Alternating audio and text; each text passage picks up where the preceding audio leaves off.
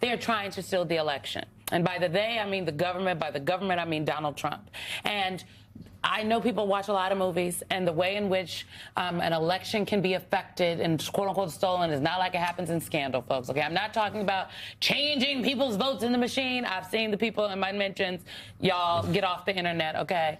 But I am talking about, Sarah, taking over, attempting to exert authority in places where they don't have any. That's like leaning on Minnesota and these other states, asking them for their voter rolls and their voter data. That's like putting election deniers in new roles in the Department of Homeland Security over election integrity, which is what this administration has done. That's literally raiding the Fulton County Elections Commission and snatching up the tabulations from the ballots. That's calling up Texas, asking them to find 5 more seats because the president seems to be concerned about what the map looks like as is. We're not making it up. They are trying to affect this election. Yeah, there's no doubt about it. And a lot of Republicans talked about the importance of election integrity in the aftermath of 2020.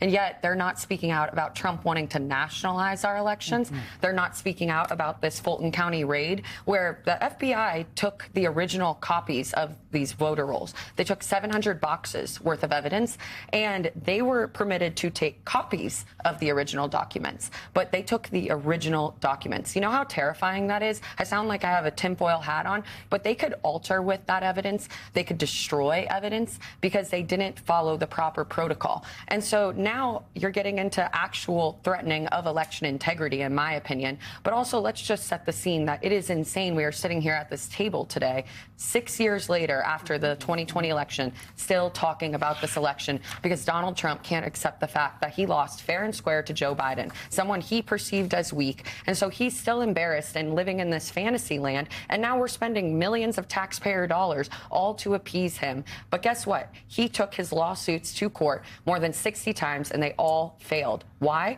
Because there's zero evidence of voter fraud. No meaningful voter fraud was present. He could not overturn the results of the election, and he had incited an insurrection as a result. And I will point out, too, there's going to be those people who will be online saying, oh, but Sarah, they were Democrat judges who turned down those lawsuits. No, they were Trump-appointed judges in there as well, and all of those lawsuits failed for a reason. But now we're sitting here wasting our time talking about this issue instead of the actual things that voters care about who put him back in office for a reason. They don't want to live in the past and talk about the 2020 election, but that's all Trump wants to do in Trump 2.0. He's living in the past and he's seeking retribution on his perceived enemies. Well, I feel like he talks about the past so much because, as someone said to me a couple weeks ago, you know, Donald Trump claimed the 2020 election was stolen so that when he was actually stealing an election, y'all wouldn't say it. Like he said it was rigged, so when he actually rigged it, people would be like, well, I don't know if we want to use that language.